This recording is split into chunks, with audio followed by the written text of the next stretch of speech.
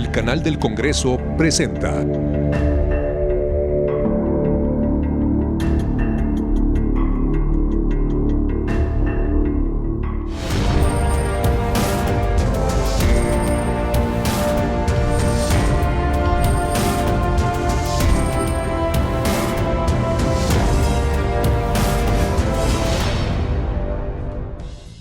Tras un análisis minucioso realizado a los dispositivos de vapeo, la Comisión Federal para la Protección contra Riesgos Sanitarios emitió una alerta máxima advirtiendo sobre los posibles peligros a la salud ocasionados por las sustancias que contienen estos productos. Hoy retomamos este tema para arrancar la presente emisión de Cámara Alta. Bienvenidos. Sí he fumado vape, pero la verdad considero que puede llegar a ser hasta incluso más adictivo que el cigarro. Yo conocí a los vapeadores a los 17. Todavía los sigo consumiendo. En los últimos años, el uso de dispositivos electrónicos para fumar se ha popularizado entre quienes buscan dejar su adicción al cigarro de tabaco convencional y también entre menores de edad. Sin embargo, un estudio de cromatografía de gases ha encendido las alarmas. Identificaron aproximadamente 33 sustancias que no se declaraban, ¿no? Muchas de estas sustancias, algunas sí consideradas, ¿no? en un acuerdo para poder, que son sustancias que se pueden utilizar para alimentos, pero que definitivamente no están hechas para inhalarse, y algunas sustancias muy tóxicas que son utilizadas, por ejemplo, para insecticidas, para cosméticos como jabones, como perfumes, y que se estaban poniendo, no estaban contenidas en estos vapeadores.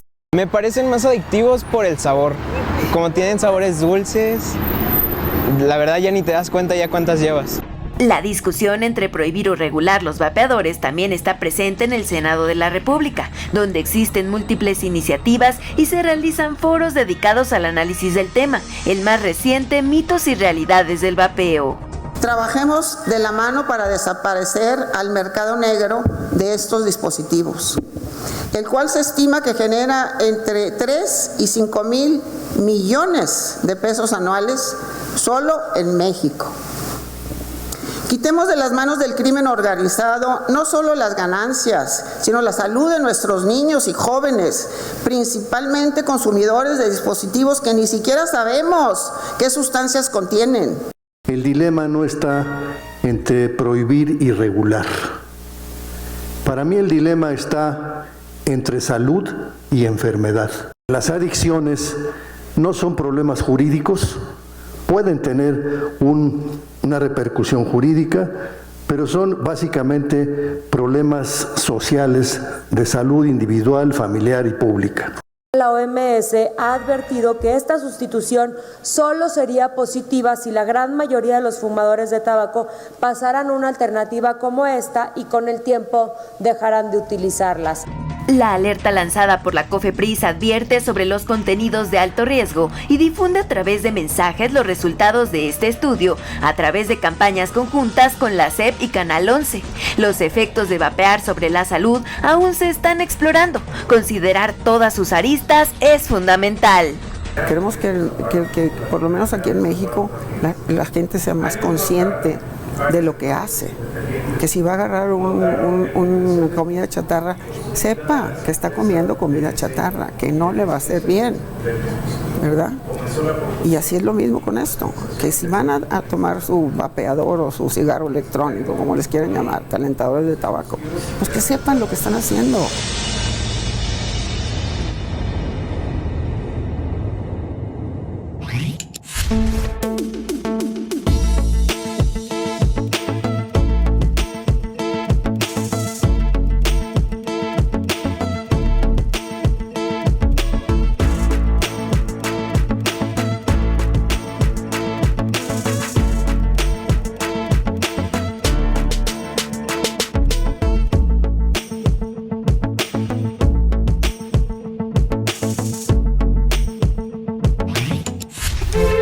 Los antecedentes del informe presidencial en México se remontan a la etapa inicial del México independiente, cuando el primer presidente Guadalupe Victoria pronunció el 1 de enero de 1825 un discurso ante el Congreso de la Unión.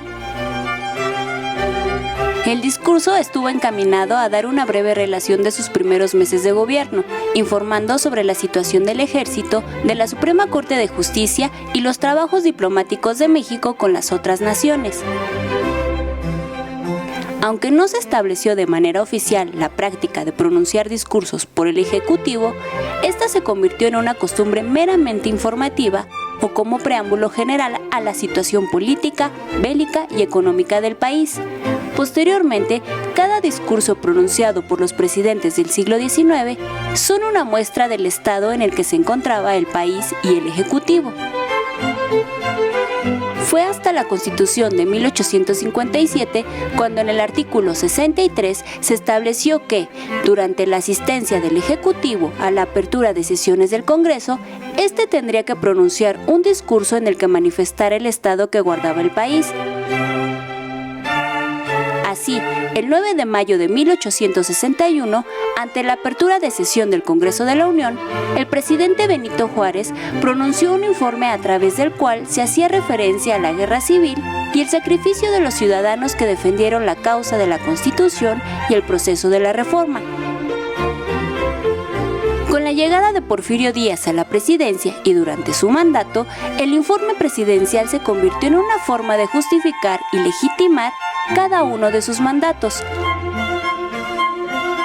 Otro discurso importante para la historia de México fue el pronunciado por Francisco I. Madero ante la culminación de la primera etapa de la Revolución Mexicana. Así, el 16 de septiembre de 1912, el presidente Madero pronunció su primer informe, con el cual resaltó la importancia del voto popular, la conquista del sufragio y de la no reelección.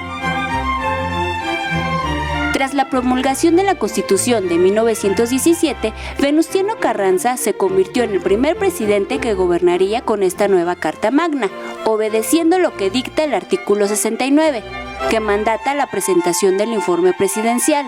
Como una obligación de dar cuenta sobre la administración que se encuentra a su cargo, además, se estableció la entrega de dicho discurso por escrito, lo que convirtió el informe presidencial en un documento de evidencia del actuar del Poder Ejecutivo. Continúa en el Senado la glosa respecto al cuarto informe de gobierno y esta vez tocó a la titular de la cartera de Economía responder a las preguntas que senadoras y senadores formularon desde tribuna. El tema que más inquietudes generó es el que corresponde a las consultas y posibles paneles respecto al sector energético en el contexto del TEMEC. Y a través de la siguiente crónica les tenemos las respuestas. Continúa la glosa del cuarto informe de gobierno y esta vez tocó a la maestra Raquel Buenrostro, quien hace apenas un mes tomó el relevo en la Secretaría de Economía. Tras exponer la coyuntura del difícil escenario económico mundial y la estrategia del gobierno durante y después de la pandemia, la titular de Economía se enfocó en el desafío más notable para nuestro país, la relación bilateral con Estados Unidos, el principal socio comercial de México.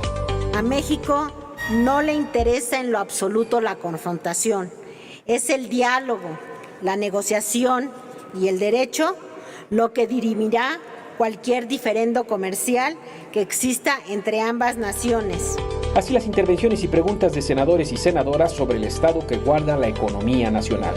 ¿Qué medidas impulsará su Secretaría para superar la estanflación económica que se avecina en nuestro país?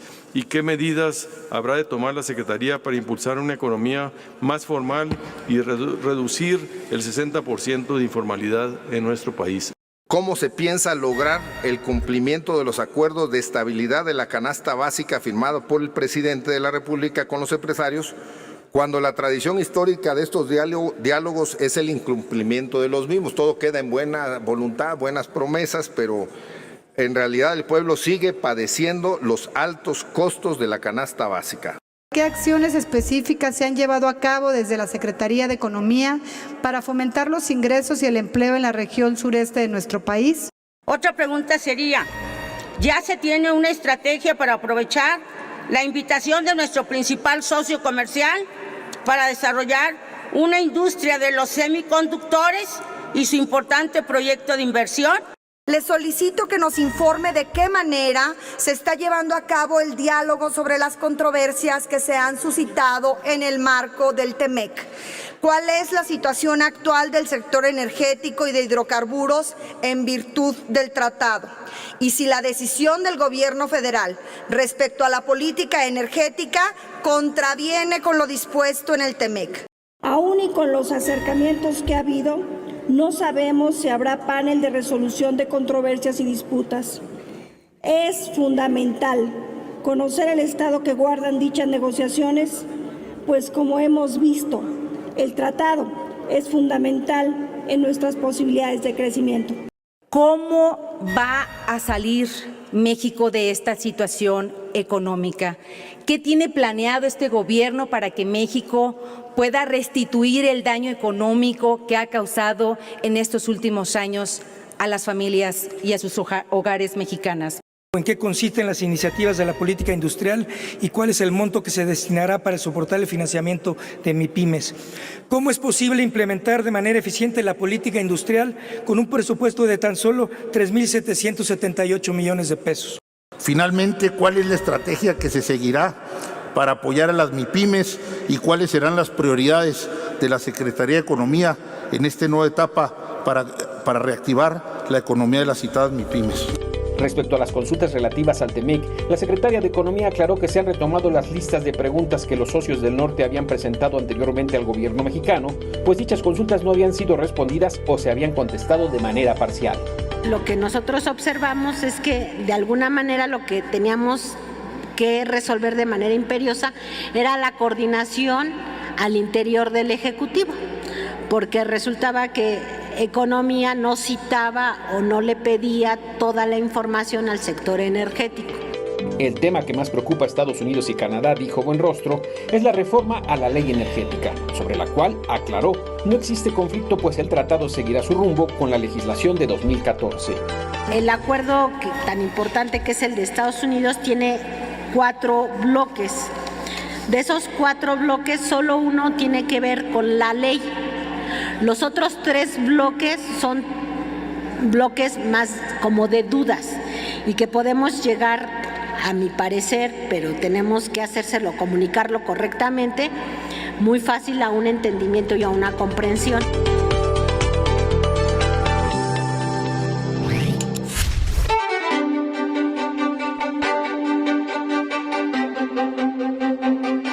Se llevó a cabo en Egipto la Conferencia de las Naciones Unidas sobre el Cambio Climático, la COP27, en la cual participaron casi 200 países invitados e intervinieron 40.000 asistentes. La cumbre del clima se desarrolló bajo un contexto global alarmante. Los últimos 8 años han sido los más cálidos registrados hasta la fecha y los efectos de este panorama ya se reflejan sobre todo en las comunidades más vulnerables. Encontrar acuerdos para paliar los cada vez más graves impactos del cambio climático con los problemas añadidos de la guerra y la crisis económica fue el desafío de esta cumbre.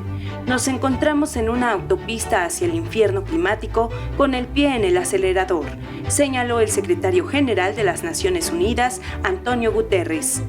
A la COP27, donde asistieron más de 120 líderes mundiales, México se presentó con el compromiso de pasar del 22% al 30% en la reducción de emisiones de gases de efecto invernadero con recursos propios. La senadora Indira Kempis asistió a la cumbre de la ONU en representación del Senado de la República, a fin de examinar los resultados de las medidas adoptadas para combatir el cambio climático.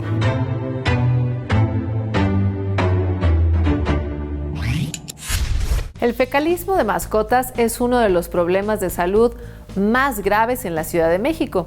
Se estima que cada año se emite al aire de esta urbe media tonelada de residuos fecales, principales responsables de la proliferación de enfermedades gastrointestinales.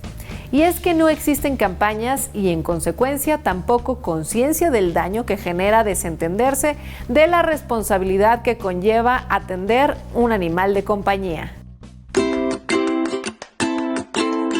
Can, lomito o perrijo son algunas de las maneras como llamamos a esos miembros singulares e importantes que integran nuestra familia. Ante la presencia de más hogares con compañeros caninos, se desprende un problema: el fecalismo. Muchos sacan a pasear a sus mascotas y no es cierto, lo sacan nomás acá del baño, la ponen en bolsa y la tiran. Hay mucha gente que saca a pasear a sus animales y hacen y no los recogen, entonces es como que deberían de hacerlo, ¿no? No les cuesta nada agarrar y levantarlo y listo.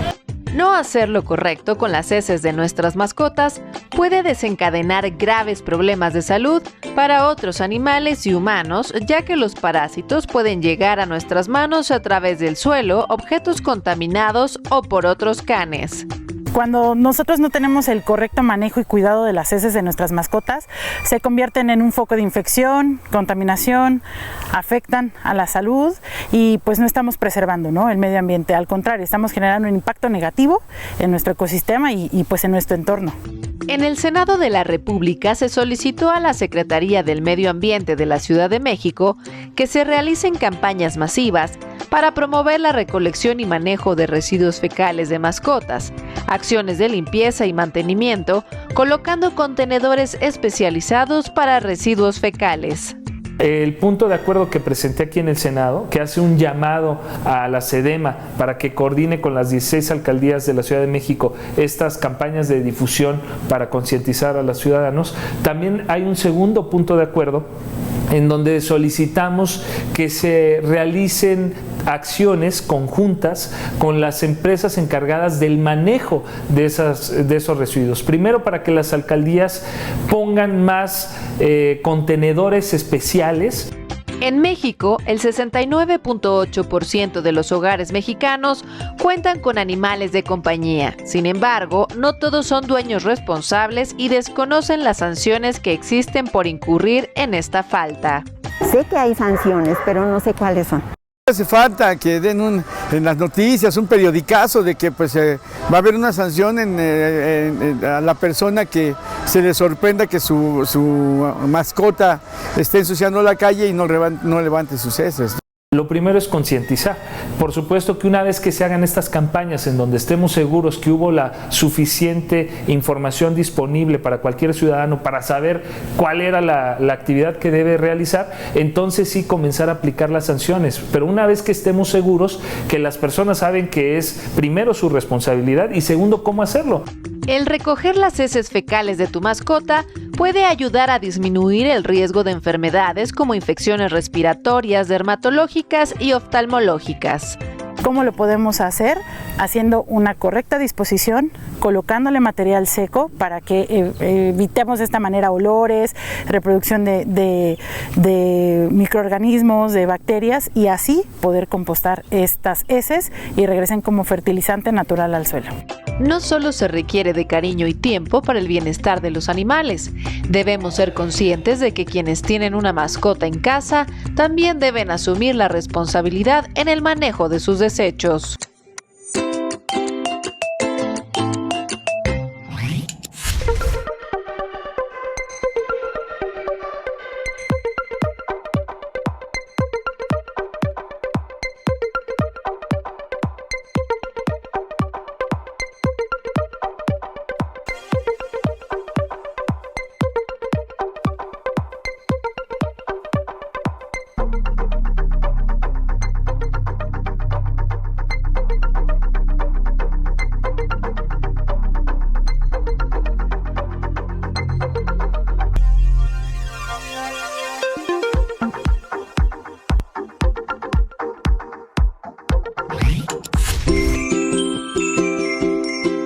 Se estima que cada perro produce alrededor de 18 kilogramos de heces fecales al mes. Una opción para atacar este problema es el proyecto Hagamos Poposta. ¿Cómo las recolectamos en casa? Nosotros entregamos a las familias una vez que se inscriben 2 cubetas con una tapa de sellado hermético. La capacidad es de 19 litros, que es básicamente lo de una cubeta de pintura. Entregamos una cubeta vacía y la otra lleva acerrín. Lo que vamos a hacer es colocar primero una pequeña capa de acerrín en el fondo de la cubeta para evitar que las heces se peguen a la cubeta y posteriormente vamos a ir colocando toda la popó de nuestras mascotas y lo vamos a ir tapando con este acerrín. El acerrín RIN me va a permitir minimizar olores, va a evitar la reproducción de larvitas de moscas, de mosquitos o cualquier agente infeccioso que se pueda desarrollar a través de las heces.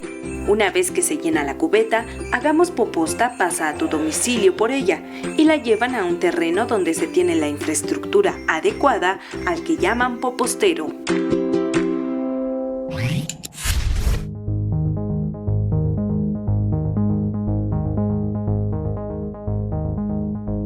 Para lograr la recuperación económica después de la pandemia de COVID-19, la Organización de las Naciones Unidas ha trazado un camino hacia la protección, la igualdad y el empoderamiento de las mujeres. En este sentido, ha hecho un llamado a los gobiernos para velar por la igualdad de representación en empresas, parlamentos y educación mediante la adopción de medidas especiales y cuotas de género.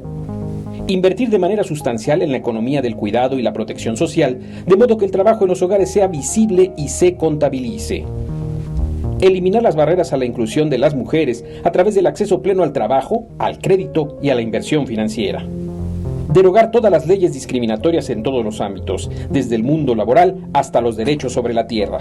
Y aprobar un plan de respuesta de emergencia para hacer frente a la violencia contra las mujeres y las niñas.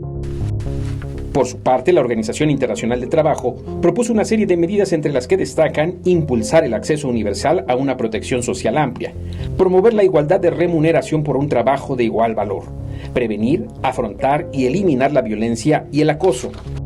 Y finalmente, promover que haya más mujeres en los puestos de adopción de decisiones. En general, se propone una reconstrucción con más equidad y que tome en cuenta las demandas de las mujeres en el proceso de la recuperación económica.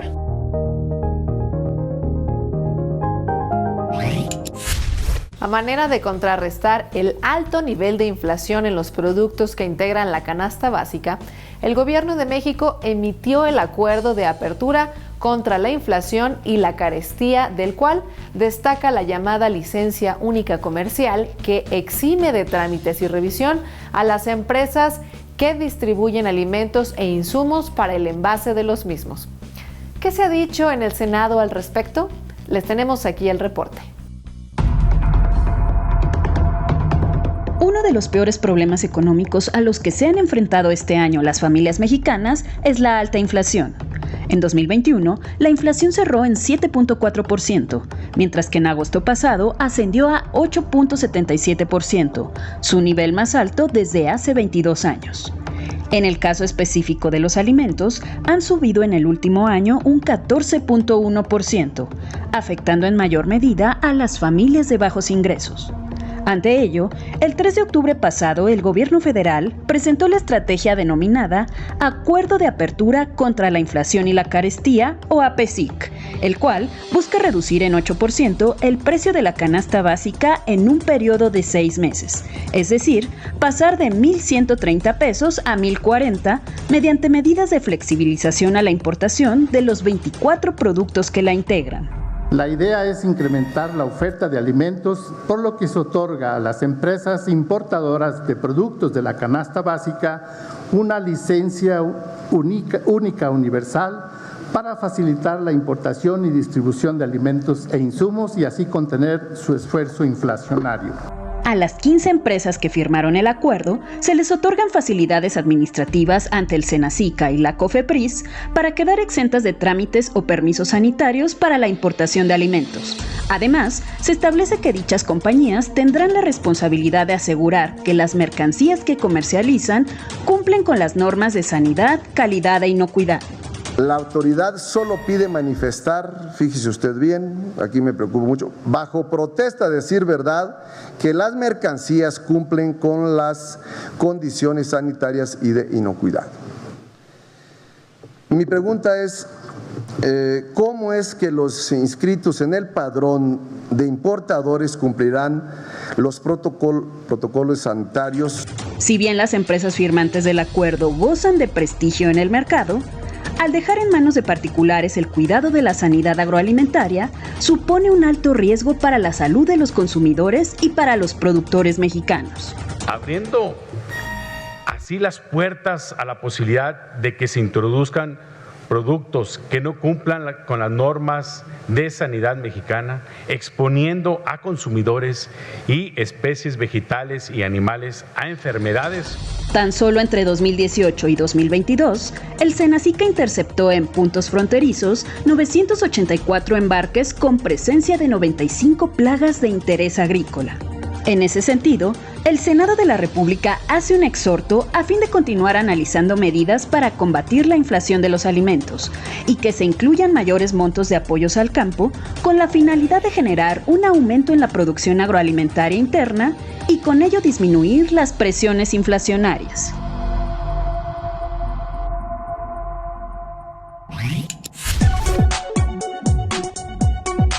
Luis Ignacio Lula da Silva, de 77 años, ha dedicado la mayor parte de su vida a buscar la presidencia. Desde 1989, 1994 y 1998, hasta que lo consiguió en 2002. Ahora está de regreso 20 años después tras unas elecciones complejas cuando en segunda vuelta y por una diferencia de poco más de 2 millones de votos, le arrebató la presidencia a Jair Bolsonaro. Del total de 156.4 millones de electores con derecho a voto, acudieron a las urnas 124.2 millones, cifra equivalente al 79.4% del padrón. En Brasil, el voto es obligatorio para quienes saben leer y escribir y para quienes tienen 18 años o más y son menores de 70 años. Las mujeres y hombres jóvenes de 16 y 17 años y los mayores de 70 o quienes son analfabetos votan de manera voluntaria. El presidente del Senado, Rodrigo Pacheco, del bloque del Partido Social Democrático y los republicanos, felicitó a Lula y ofreció la colaboración de la Cámara Alta con el nuevo gobierno. Aliados cercanos de Bolsonaro reconocieron también la victoria electoral de Lula. Para su regreso, Lula ha prometido reconstruir Brasil, restablecer el programa Bolsa Familia y aumentar la inversión pública. También propone un país sin hambre, mejorar el salario mínimo, ayudar a los sectores más desprotegidos de la población y aumentar los impuestos a los más ricos. Recordemos que el pasado 3 de marzo, Lula visitó el Senado mexicano donde habló de su movimiento político fundamentado en los trabajadores, fuerza a través de la cual volverá al poder en enero de 2023. Es de esta manera como llegamos al final de Cámara Alta, la revista informativa que cubre los aspectos de interés que se desprenden de la agenda del Senado de la República. Toda la información en torno a este programa, aclaraciones y sugerencias, por favor, a través de cualquiera de los medios de contacto que ponemos a su disposición en estos momentos en pantalla. Soy Paulina Usigli y sin más que agregar, me despido con un fuerte abrazo en nombre de todos quienes colaboramos en este espacio. Pásenla muy bien y hasta la próxima.